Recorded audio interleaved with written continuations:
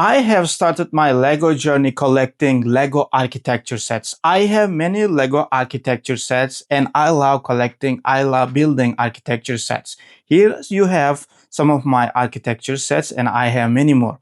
But today I am going to add a really big set to my architecture set collection. And today I am going to add a really huge set to my collection, and it is Lego Neuschwanstein Castle. It's really difficult to say. Neuschwanstein Castle. All right, I hope I said it right. So this is a huge set, and it's going to be a great addition to my collection. This is the set number 21063, and this has got 3,455 pieces. I think this is going to be the biggest architecture set in my collection, and it's gonna be fun to build this set. All right, if you're ready, let's go ahead. I'm going to build it and I'm going to review it for you. Let's go. Neuschwanstein, Neuschwanstein Castle. Oh my gosh, I wish German weren't so hard. Anyway, here we are. The castle is finally ready for our review. And you know how much I love architecture sets. Each one has its own story, and learning that story while building is what makes them special.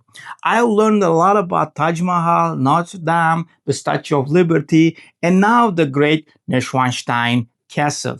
I also had the privilege of visiting some of these amazing landmarks in person. Just before this set was released in 2025, I was in Germany, so close to it, but I didn't have time to visit this Bavarian beauty. It's definitely on my bucket list, and next time I visit Germany, this is gonna be my first stop. Now let's talk about the story behind this castle before we get into the review.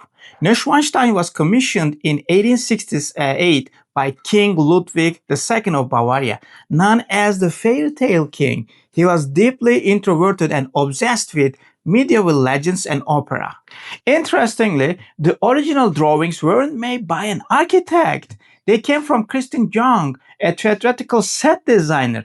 Ludwig literally hired a stage painter to design his castle.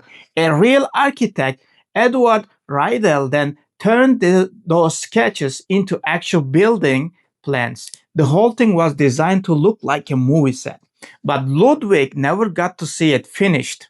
Construction began in 1869, and it was meant to be his private retreat. But unfortunately, he died in 1886. Walt Disney was directly inspired by this castle when designing Sleeping Beauty Castle at Disneyland.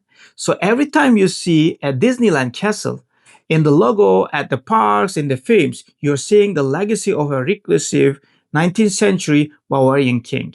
As recently as July 2025, Neuschwanstein was officially added to the UNESCO World Heritage List, making it one of the most recognized and protected landmarks on the planet.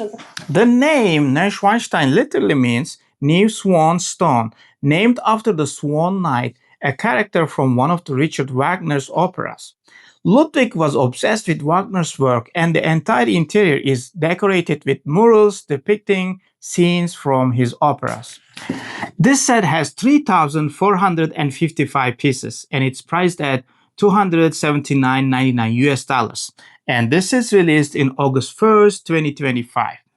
So the build is divided into three stages: the rocky hillside base, the trees and foliage, and then castle itself.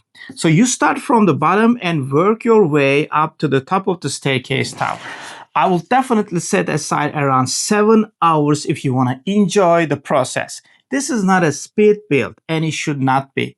The details reward patience.